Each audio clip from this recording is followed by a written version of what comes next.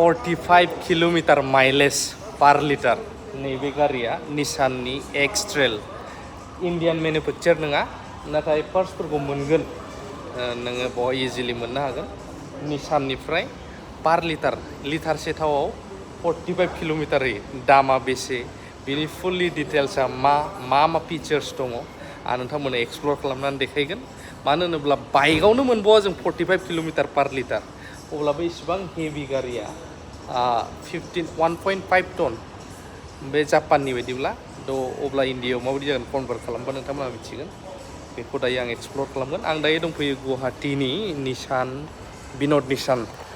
श'रुमावहाय बे जाहैबाय निसाननि एक्स ट्रेल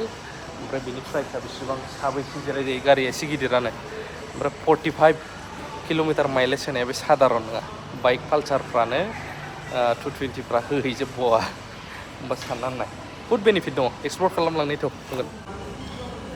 गारिनि फुल एक्स ट्रेलनि भिउखौ आं देखायगोन साइड लुकनिफ्राय लानानै औ ओमफ्राय ओरै बेक साइडनि लुक नायनो हागोन बेयाव आबौ जुरनबो दंफाफैयो आंजों नोंथांमोना नुनो मोनगोन बेखौहाय डिजाइना माबायदि फर्चुनार दानि गोदान मडेलनिफ्राय एसे देरसिन होनदों बेखौ जाय बाहायग्रा बिसोरसो मिथिसिगोन फुल सानरुफ पेनारामिक बेबायदि आं सिङाव हाबनानै देखायनोसै लेफ्ट साइडजों हाबथ'ला राइटजों हाबनोसै बे जाहैबाय निसाननि एक्स ट्रेल रायजोफोर फुल्लि हाइब्रिडा बेसेबां माइलेज होयो आं खिथाखाबाय ओमफ्रायहाय टटेलि बियो जापान मेड बे आरोना फुल माने बेयो नायनो हागोन सानरुफा पेनारामिक नैबेसिमल' नङा बे फुल बेयो नै दा बिसोरो एसे खिथायोब्ला बांसिन मिथिगोन बेनि बादै बे गारिनि बांसिन नलेज गोनाङा दा बे जाय दङ सेल्सआवहाय बे फैथ'वाखैनो बेनो गावसोर कनफिउस जादों एसे ब्रेकआ नै पार्किं ब्रेकआ बेबो अट'मेटिक मड दङ ओमफ्राय बे अट'मेटिक कार मानो होनोब्ला बेथ' ब्रेक जाहैबाय अट' हल्ड अट'मेटिकआ मोननैल' थाखायो गोबाङा मिथिखायो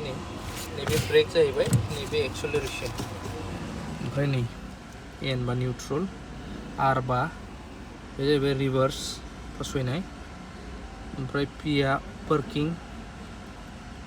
ओमफ्राय नैबे डिआ ड्राइभ बे आरो मडआ ओमफ्राय नैबे वायारलेस चार्जिंनि थाखाय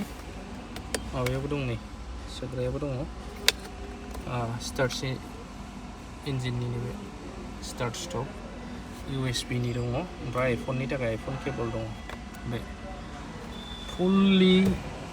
हाइब्रिड बे स्पेसा नै ओमफ्राय बाव खेवग्रा दंबावो नै खेवग्रा दङ ग्लब्स आर्मरेस्टबो जाबाय आखाइनि बिराद माने स्पेसा ग्लां आरो नै ओरैबो सिटआ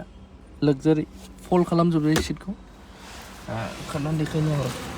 नैबे आखाइयावनो फुरा कन्ट्रल गासिबो मिररनि आयनानि लक आनलक सरि ओमफ्राय नै ओरैबो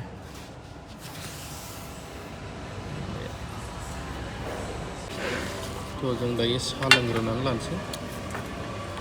आबौ जुरान दं ओमफ्राय गारिया ओरै दं नै देखायबावगोन र'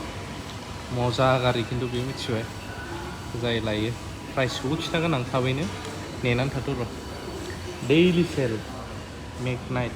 माने नुनायावनो बिराद हेभि नुयोना नायनो माने ल' बाजेटाव बे गारिया आरोना गिदिर नुयो ओंखायनो बिराद सेल ओरैबो नायनो हागोन नोंथांमोना नैबेयावबो नै चार्जिं पइन्ट दङ मोननै मोनसे USB-नि मोनसे C टाइप ओमफ्राय AC-नि थाखाय नै उननि 2 सिटार फार्स्टआव ओमफ्राय बाव 3 जाहैबाय 3 to 5 ओमफ्राय ओरै 6 7 8 सिटार जायो ओरैनो थुल' हमनानै लाबावबाय दे 7 सिटारखौनो हमबावबाय आं बुट स्पेसा बेबायदि सानरुफाथ' नै फुराखा प्लास बेक केमेरायाथ' थाखायोसै नर्मेल आजिखालि ओमफ्राय 360 केमेरा दंबाव क्लियारिटिया बिराद मोजां बेना खिन्थु नै ओरै साइडआव नै 360 बेना साइडआव नै जोंना बे एसे सिङाव जायो साइडआवनो ओमफ्राय नैबेयावबो सिगांनि केमेरा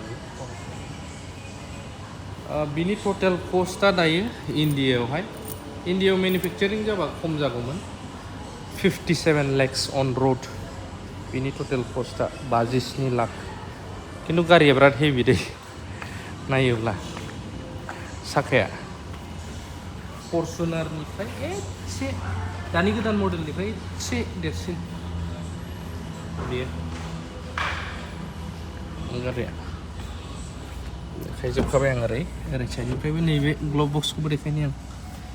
लक आनलकआ नै गावबागाव दङ बेयावबो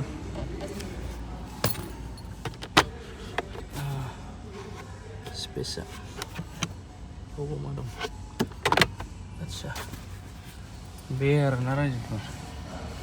प्रिमियाम बानायदों बेफोरखौ नै क्वालिटिया फुरा बेफोरो क्वालिटि प्रिमियाम बेबायदि आंनो खिथाजोब्बाय दाबो फैया ओंखायनो थांसै आं थ' रायजोफोर आंनाबो गारिया सार्भिस सेन्टाराव हाबबाय दाख्लै बायनाया माला मोनलांसै